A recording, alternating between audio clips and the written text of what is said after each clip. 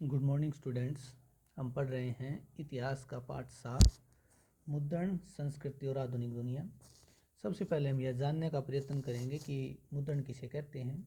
मुद्रण का अर्थ है छपी हुई सामग्री, जिसके अंतर्गत समाचार पत्र, पत्रिकाएं, पाठ्य पुस्तक, अखबार, मशहूर तस्वीरों की नकल, कैलेंडर, डायरी इत्यादि को शामिल किया जाता है। अर्थात ये सभी छपी हुई सामग्री के अंतर्गत हैं, तो इसे हम मुद्रण कहते हैं। मुद्रण का इतिहास काफ़ी पुराना है, जिसके अंतर्गत सबसे पहले पांडुलिपि। पांडुलिपि से हमारा अभिप्राय है हाथ से लिखे गए लेख। पहले मनुष्य वृक्षों की छाल तथा पशुओं की खाल की सतह के ऊपर लेखन का कार्य करता था, और यह कार्य हाथ से किया जाता था, जिसे हम पांडुलिपि कहते हैं। और पांडुलिपियों को लिखने का कार्य सुलेख नविश के द्वारा किया जाता था। अर्थात ये वो लोग होते थे जिनकी लिखाई काफ़ी अच्छी होती थी, उसको सुलेख नविश कहा जाता था। मुद्रण सबसे पहले एशिया महाद्वीप में मुद्रण सबसे पहले फैला, और इसके अंतर्गत भी यह है, इसके प्रमुख देश चीन, जापान तथा कोरिया में विकसित हुआ। चीन में मुद्रण में के अंतर्गत अगर बात की जाए तो चीन के जो लोग थे वो वुड ब्लॉक प्रिंटिंग के अंतर्गत मुद्रण करते थे। अर्थात सामग्री को स्याही लगे काठ का प्रयोग करके और अक्षरों पर दबाव डालकर लेखन का कार्य करते थे। उसके बाद चीन विचारक, अधिकतर बौद्ध जो भिक्षुक थे, बौद्ध विचारक थे, वो जापान गए और वहाँ पर जाकर उन्होंने मुद्रण का प्रसार किया। और वहाँ पर सबसे जो प्रसिद्ध पुस्तक थी 868 ईस्वी में डायमंड सूत्र लिखी गई। तो इस प्रकार जो मुद्रण है वह एशिया महाद्वीप के अंतर्गत इन 3 देशों में, चीन, जापान और कोरिया में विकसित हुआ। चीन के लोग लेखन कार्य के लिए वेलम अर्थात जानवरों की खाल की सतह का प्रयोग करते थे, और उन पर वो लिखने का कार्य भी किया करते थे।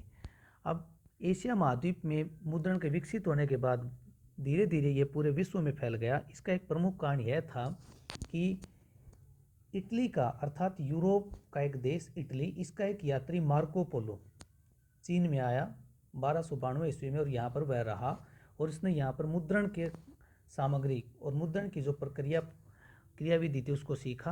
और उसके बाद यह वापिस 1295 में वापिस अपने देश लौट गया, और जहाँ पर इसने इस मुद्रण की तकनीक से उन लोगों को भी अवगत कराया। और इस प्रकार से यह जो मुद्रण है वह चीन, जापान, कोरिया से विकसित होकर यूरोप महाद्वीप और पूरे विश्व के अंदर फैल गया। उसके बाद धीरे धीरे जो मुद्रण है उसमें भी तकनीक आने प्रारंभ हो गई, और अब योहान गुटेनबर्ग जो जर्मनी का रहने वाला था, और जिनका परंपरागत जो उद्योग था, परंपरागत जो काम था उनका, वो जैतून के तेल निकालने की मशीन जिसका वो प्रयोग किया करते थे जैतून का तेल निकालने के लिए, उसके आधार पर एक उन्होंने छापाखाना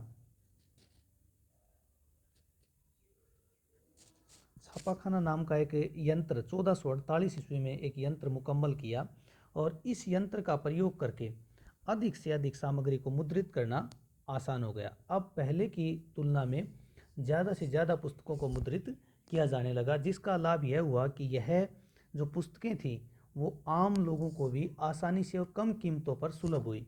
और जब इन लोगों ने इन पुस्तकों को पढ़ा, तो अगर मैं बात करूँ यूरोप के संदर्भ में, तो वहाँ की जो कुरीतियाँ थी, बुरी रीतियाँ अर्थात, उनके बारे में लोगों को पता चला और उन्होंने उसका विरोध करना प्रारंभ कर दिया। गुटेनबर्ग प्रेस का प्रयोग करके सर्वाधिक मात्रा में अगर जो कोई पुस्तकें छापी गई तो उसका नाम था बाइबिल, जो कि ईसाई लोगों की प्रमुख पुस्तक रही। मुद्रण के अंतर्गत प्लाटेन जो है वो एक लेटर प्रेस छपाई में प्लाटेन एक बोर्ड होता था जिसे कागज़ के पीछे दबाकर टाइप की छाप ली जाती थी। पहले यह बोर्ड काठ का होता था, बाद में इस्पात का बनने लग गया, और जिसका प्रयोग अधिकतर छपाई के लिए किया जाता था। मुद्रण के आने के कारण अधिक से अधिक मात्रा में पुस्तकें छपने लग गई थी, और इन पुस्तकों का प्रभाव लोगों के ऊपर पड़ने लग गया था। सबसे पहले अगर मैं बात करूं मुद्रण के प्रभाव यूरोप के बारे में, तो यूरोप में मुद्रण संस्कृति का आने का एक प्रभाव पड़ा। मुद्रण में ईसाई लोगों की एक प्रमुख संस्था थी कैथोलिक चर्च,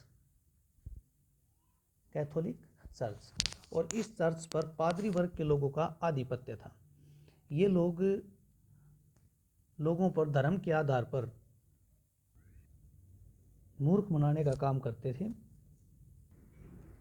कैथोलिक चर्च में अनेक बुराइयां भी आ चुकी थी। वो लोगों से अनावश्यक कर वसूल किया करते थे, उनसे बॉन्ड पत्र भरवा लिया करते थे, जिसका विरोध प्रमुख विद्वान मार्टिन लूथर के द्वारा किया गया।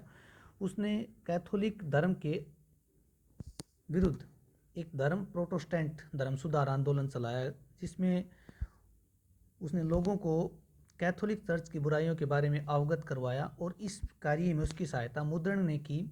मुद्रण के माध्यम से उसने लोगों को बाइबल का प्रयोग करके जो बुराइयां कैथोलिक चर्च में आई हुई थी उनसे अवगत कराया। मार्टिन लूथर को एक धर्म सुधारक के रूप में जाना जाता है। इसी के साथ साथ यूरोप में इटली के किसान मेनाकियो के द्वारा भी इसका विरोध किया गया। उसके बाद भारत में भी भारत के राष्ट्रवाद के विकास में और भारत की स्वतंत्रता आंदोलन के में भी मुद्रण ने अपनी महत्वपूर्ण भूमिका निभाई। भारत में मुद्रण के आने से लोग शिक्षित हुए तथा उन्होंने स्वयं को अंग्रेज़ों से मुक्त कराने के लिए असंभव प्रयास किया। मुद्रण के प्रभाव के कारण ही भारत में वर्नाकुलर प्रेस एक्ट 1878 को लागू कर दिया गया था, क्योंकि अंग्रेज सरकार इससे काफ़ी घबरा गई थी और उन्होंने भारत के समाचार पत्र पत्रिकाओं पर प्रतिबंध लगा दिया था कि जो भी समाचार पत्र पत्रिका अंग्रेज़ों के विरुद्ध लेख लिखने का कार्य करेगा उसकी सेंसरशिप को जब्त कर लिया जाएगा। तो मुद्रण राष्ट्रवाद के इतिहास के अंतर्गत और आज़ादी में भारत में उसने एक अपनी महत्वपूर्ण भूमिका अदा की थी, और जिसके कारण भारत के लोग जागरूक हो पाए थे और उन्होंने आंदोलनों में बढ़ चढ़कर भाग लिया, जिसके परिणाम स्वरूप भारत को आज़ादी प्राप्त हुई। तो इस प्रकार से हमने मुद्रण संस्कृति और आधुनिक दुनिया के अंतर्गत मुद्रण के इतिहास को जाना और उसके प्रसार के बारे में पढ़ा तथा इस पाठ के सार को पढ़ा। कल हम इस पाठ के प्रश्नोत्तरों को हल करेंगे।